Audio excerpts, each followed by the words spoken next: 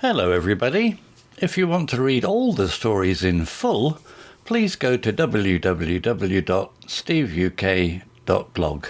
Thank you. Short story 181, The Unexpected Adventure.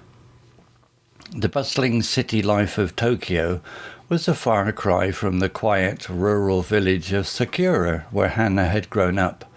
She had moved to the city for university, leaving behind the rolling hills and rice paddies for towering skyscrapers and neon-lit streets. Despite the excitement, a part of her still longed for the familiar comfort of home. One weekend, Hana decided to visit her grandmother, who still lived in Sakura. As the train spread through the countryside, the familiar sights brought a wave of nostalgia. Lush green fields replaced concrete jungles, and the air was filled with the sweet scent of wildflowers. Arriving at the village station, Hana was greeted by her grandmother's warm smile. Her grandmother, a sprightly woman with twinkling eyes, lived in a traditional Japanese house nestled amidst cherry blossom trees.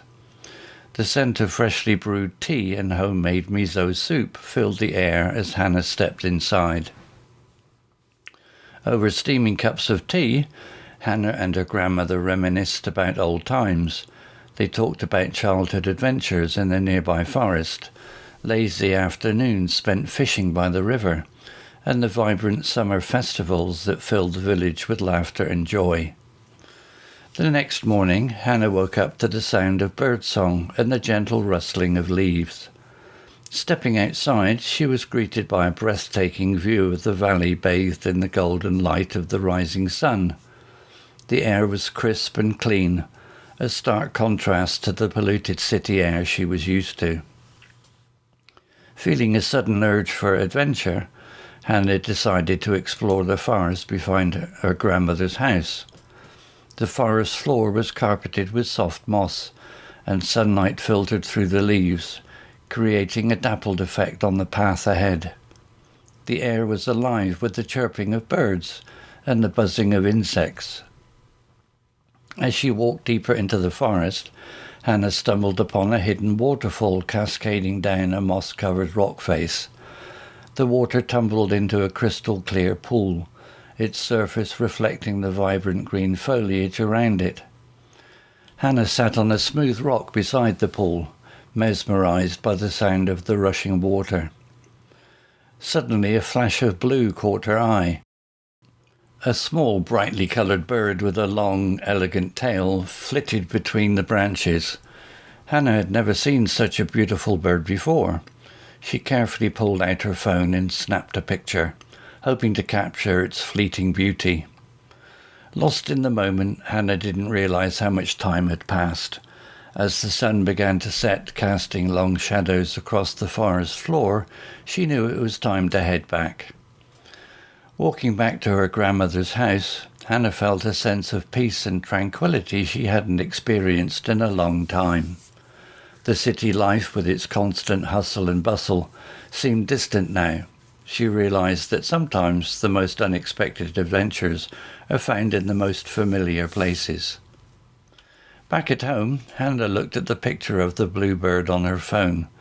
It served as a reminder of her weekend getaway and the beauty of her childhood home. She knew that even though she lived in the city now, a part of her would always belong to the quiet village of Sakura and the memories she had made there. As Hana sat on the train back to Tokyo, the city lights twinkled in the distance, a stark contrast to the serene darkness of the countryside she was leaving behind. Yet she didn't feel the usual pang of excitement at returning to the city. Instead, a sense of calm settled over her, a feeling she hadn't experienced in a long time. Back in her apartment, the city noises outside her window seemed muted, the constant hum of traffic and distant sirens replaced by the echo of the waterfall and the chirping of birds. She unpacked her things, carefully placing the picture of the bluebird on her bedside table.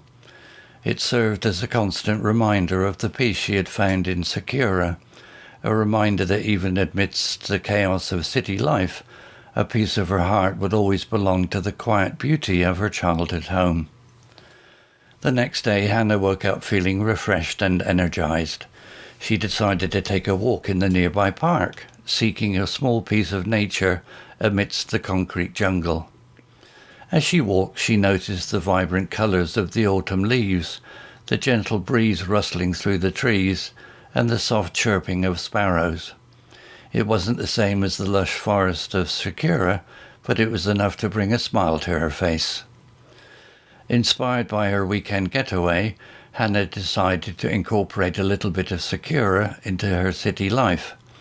She started attending a traditional Japanese tea ceremony class, learning about the art of mindfulness and appreciating the simple things in life. She also began cooking more Japanese dishes, filling her apartment with a familiar sense of home.